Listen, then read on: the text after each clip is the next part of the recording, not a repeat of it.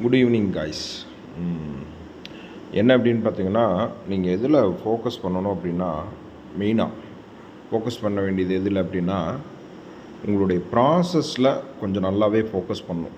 ஏன்னா நீங்கள் ப்ராசஸை எந்த அளவுக்கு ஃபோக்கஸ் பண்ணுறீங்களோ, அந்த ப்ராசஸ் மேலே ட்ரஸ்ட் பண்ணுறீங்களோ, அதுதான் மேக்ஸிமம் கரெக்டாக வரும்.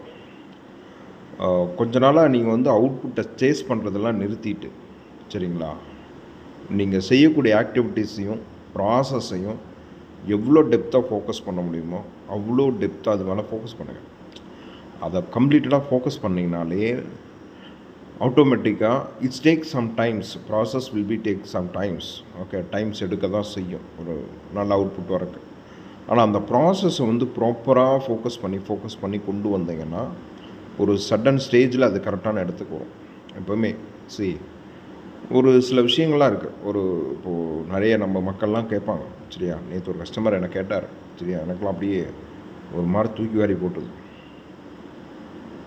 எனக்கு வித்தின் ஒரு 10 days 15 daysக்குள்ளேயே அது ஒரு ஏபிஐ இன்டகிரேட் பண்ணக்கூடிய ஆப், அதெல்லாம் முடித்து ஃபுல்லாக டெஸ்ட் பண்ணி கூகுள் ப்ளே ஸ்டோரில் உடனே போடுங்க அப்படின்னு சொன்னார்.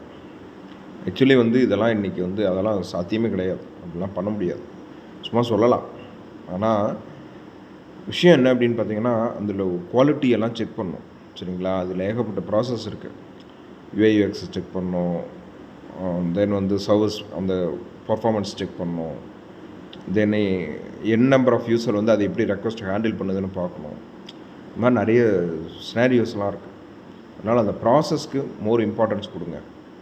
ஆட்டோமேட்டிக்காக அவுட்புட் பெஸ்ட்டாக வரும். ப்ராசஸை ஃபோக்கஸ் பண்ணுங்கள், எவ்வளோ டெப்த்தாக ஃபோக்கஸ் பண்ணுங்கள்.